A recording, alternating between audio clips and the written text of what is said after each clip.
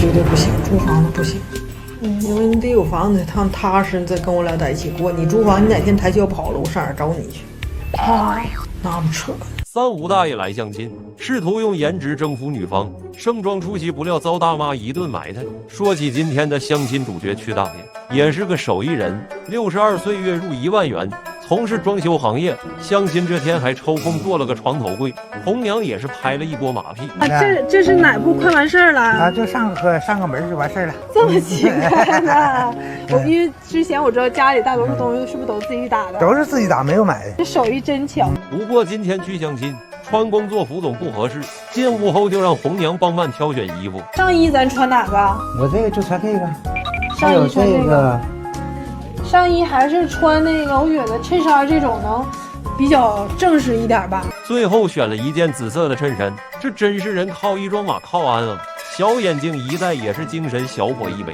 大爷对于生活态度也是非常积极向上，保持一个好的心态，另外这个激励自己，阳光向上。但唯一的短板就是现在租房住，虽然房子是别人的，但也要收拾的像自己家一样。生活很苦，自己找甜吃，但一个人的日子难免不苦。现在就想找个老伴陪伴身侧。对于找老婆的要求，能有共同语言、共同爱好、共同性格，对未来的就是说呢，另一面没有太大的要求。只要是我认可了，我什么都可以付出。俩人能聊得上就行，主要感觉对了，自己愿意付出所有。这边红娘联系上了50岁的徐小红大妈，职业保洁，月入2300。许大妈也是节目里的老人了，咱老粉们都知道，大妈是个直性子人，有啥说啥。这来大爷家还提了一兜子水果，这也是个讲究人。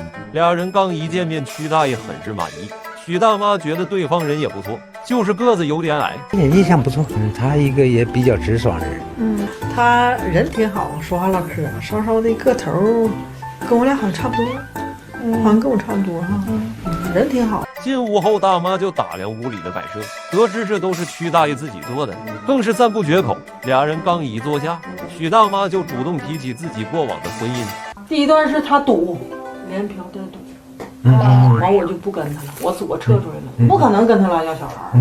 第二次就他去世了。说起许大妈也是个命苦的女人，第一段遇人不淑，第二段斯人已绝，如今年过半百，还和父母在一起住，身边没有一个知冷热的人。但好在许大妈个性开朗，即使一个人也要活得正能量满满。我还得往前走，我还得活呀，对，我得开开心心的活，比以前活得更好。这也让曲大爷生出几分同情，俩人也是惺惺相惜，于是就试着打开自己的心扉。活的时候，俩人聊聊天，开开心心做点饭吃，就过一个平平淡淡、其乐融融的生活。只想找个伴安稳的度过余生。曲大爷也是中年丧偶，所以他们彼此都能感同身受。跟一个女人确实不容易，她也是太好强了，也是这种人。那肯定是他也太不容易，真挺不容易。钱呢啥都没，媳妇也没，那多伤心。两人随后又唠到住房问题，不料气氛一下拉到谷底。得知南方城里没房，村里也没家，许大妈脸色立马耷拉下来。那你这个房子是租的，是你租的房子？对。那你自己没房子吗？农村有个房子，完了，然后我走这么多年，你说要我卖，我就不回去了。你没房子这玩意儿不好办呢。合着一把年纪，我在和你住出租屋，找媳妇不说买车了，最起码得有个自己的窝吧。听闻曲大爷有后顾之忧，许大妈立马坐不住了，当即打断对方。那意思是害怕这个房子，比如说将来再找的话，怕给他，那不是，怕给女方啊，不是那概念。如果说俩人志同道合，你别说给你一套房，把命给你都可以。当今社会没有物质作为基础，一切都是空谈。即使曲大爷再三保证，倘若婚后相处融洽，别说房子命都能给女方。然而许大妈却不相信，毕竟这年头男人都爱花大饼。后来孩子出事了，咱们当父母，当父亲，母亲没了，当父亲呢，虽然说不听话吧，但是来讲，既然事儿处成了，当父亲还能帮哪。那是。只能说可怜天下父母心啊！但即使对方有难言之隐，许大妈这边态度依旧不愿退让。那绝对不行，租房子不行。因为你得有房子，他踏实，你再跟我俩在一起过。你租房，你哪天抬脚跑了，我上哪儿找你去？那不扯，那不行，绝对不行。咱都这年龄了，谁还在想第4婚、第5婚呢？对于女方的顾虑，屈大爷这边也表示理解尊重。大爷处处为别人着想，不愿彼此将就的过日子。对于许大妈直来直去的性格，屈大爷表示也很喜欢。你说你有缺点不能怕人说呀，对吧？谁都有缺点，我也有缺点，说话太直了，那没事，我喜欢这个性格，说破无毒嘛。许大妈这边对屈大爷的人品表示非常认可，但唯一一点就是房子的问题，毕竟到这个岁数了，也怕竹篮打水一场空。心眼好，看人挺好，很满意，还行。但是最后为什么就是不行呢？不行，这租房子绝对不行。在我妈那边他都过不去。经历几次失败的相亲，屈大爷态度坚定，以后会买房，但不是现在。无论遇见多可心的人，都不能影响自己现在的想法。换句话说，你遇见这个人，你再可心，你也不会为了他改变你现在的这个决定的。对，对。无奈俩人最终相亲失败。随后红娘又给大爷联系了50岁的沈元大王。我弟妈这乍一看还以为哪来的精神小妹呢，大黄毛一染，项圈链一戴，乡村非主流第一人啊。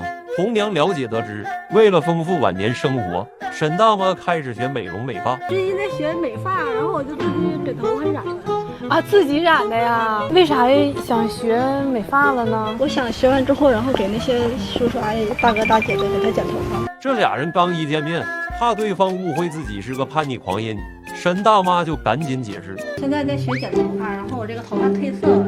啊，无所谓，我就不介意，太非主流了，还吓着你。好在屈大爷不在乎这些，对于彼此的第一印象，双方都比较满意，并没有因为大妈个性的发型而嫌弃。感觉是一个很精明能干的人，他性格很好，然后应该和我也聊得来。这个东西吧，还都可以接受的。第一印象不错。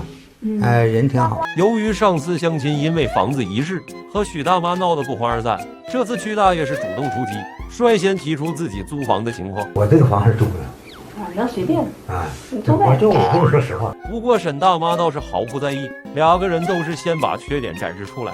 关于对方一上来就提物质这事，沈大妈觉得没有必要，毕竟俩人刚见头一面，还没有到那一地步。就是说你的这个财政情况，其实没有必要一开始就告诉我。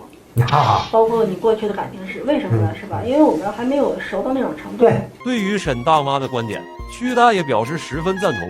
大家都有独立生活的能力，所以也就不在乎钱多水少点了。只要对方没有啥不良嗜好，沈大妈这边就能接受。没有那些恶习就行，不要嫖啊，不要躲，太现实了。不要吸毒啊。咱们怎么说呢？不要家暴啊。屈大爷这边连连保证自己是个三好男人，这也引得沈大妈好感度倍增。虽说不注重物质条件，但沈大妈对爱情比较向往，怎奈碍于年龄的问题，不敢轻易求爱。屈大爷觉得沈大妈的想法太悲观。你不管你50还是60，身体虽然是这样，那你改变不了自然规律。人家说爱情像鬼，都听说过，但是没有人看。但是来讲，就是说你这个是。身体跟心态你不能画一个等号上去。那50岁还能有爱情的吗？咋没有呢？无论年纪多大都要勇敢追爱。这一番话深深打动了沈大妈。屈大爷的鼓励差点让沈大妈掉泪。紧接着就聊起个人爱好。大妈在城市里生活惯了，一心想要回农村搞养殖业，不料志同道合的俩人在这一块有了分歧。退休了之后，然后养鸡养鸭子多好呀。你没养2天半就烦了。你就那个就那空气你都受不了，你想到夏天臭气熏天，苍蝇蚊子那横横的，谁能受不了？俩人都不愿意让步，这边屈大爷也说出不想回去的原因，怕回农村勾起与前妻的辛酸往事。20多年了再回去上班，主要是上班我坐车一路过那个地儿，我这心一马就沉下来，就是心情特别压抑。大妈觉得俩人这块还可以。